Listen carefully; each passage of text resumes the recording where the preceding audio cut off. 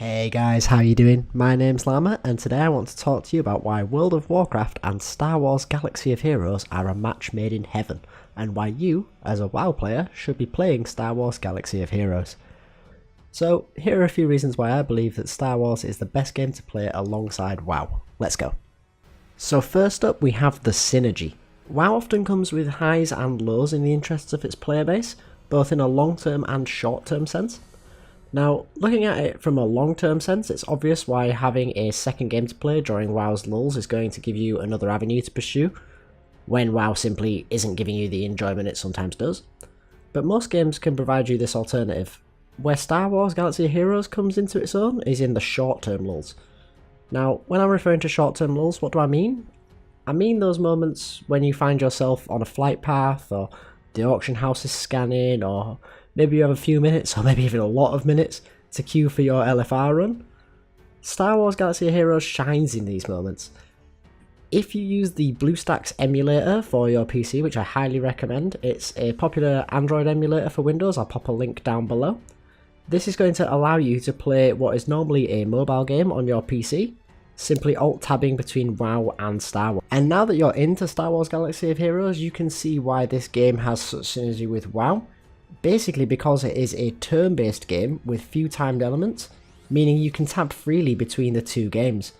So if you're halfway through slaying some Tuskens when your queue pops, most of the time you will simply be able to just tab back into WoW, accept your queue, do your LFR run, and then tab back in to finish those Tuskens off later. Or alternatively, maybe you're taking part in the Grand Admiral Thrawn event during a flight path, you're smacking away in with your Phoenix squad, and then you land at your destination. So you go about, do your daily quests, and then you're flying back to the hub to hand in your emissary, and you decide to go finish him off, keeping him waiting all that time, laughing and taunting him.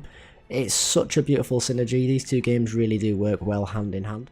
Secondly, we have the free-to-play nature of the game. Star Wars Galaxy of Heroes is entirely free to pay.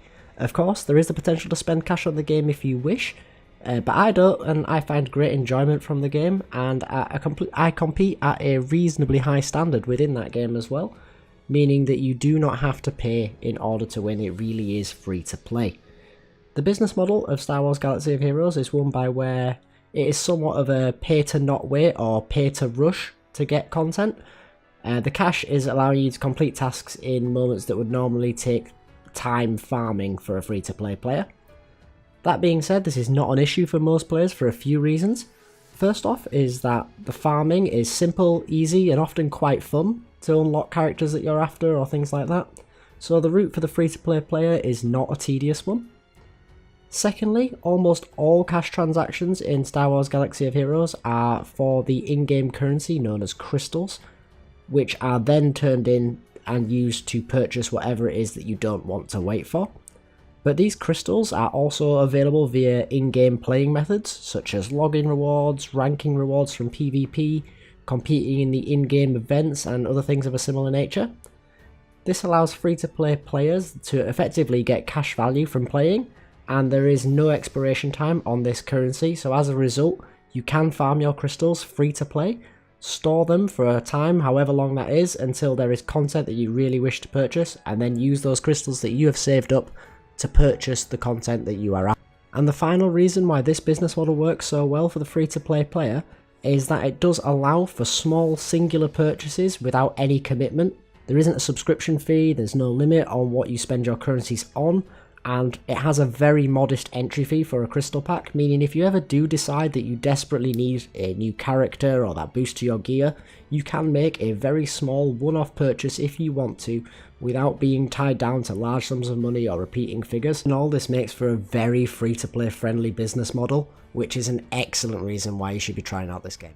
Next up, we have the depth of the game. So a lot of games are designed for mobile, as well as a lot of games that would normally be recommended to you as like alt-tab games for WoW, are going to be simplistic, minimal, and ultimately not that interesting.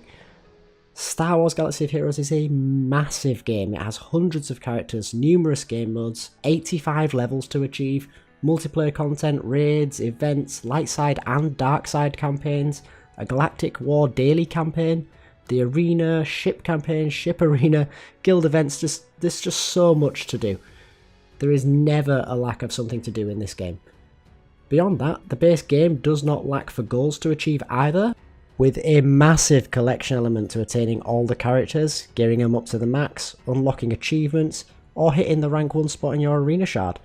The game is highly competitive and updated very frequently, meaning that you are never short of something to do. Next up we have a minor point, but it is one that I really do value, and that is the production quality. Unsurprisingly, for a Star Wars game, it obviously has a bit more of a budget than a lot of like indie games that are going to be out there for people to play in this kind of genre, but it really is evident as well. They have used that money wisely. The production value of this game is massive. The footage you're seeing here is played through an emulator and recorded on my PC, and my PC is fairly low end and it still looks like this. And this is a mobile game, bear in mind. This is truly fantastic for production quality. The audio quality, unfortunately, for the sake of my voiceover and not triggering any kind of copyright issue with YouTube, I have cut out the game sounds from this video, but the audio quality is probably even higher than the graphical quality, and for me that is a massive win and something that I really need in order to enjoy a game. And finally, the big reason why I love this game, and I'll be fair, this one is subjective, but it's Star Wars. How can you not love Star Wars? As far as I'm concerned, Star Wars is the greatest franchise of all time, bar none, and seeing a medium through which you really feel connected to the Star Wars universe is huge for me, and I hope it will be for you too.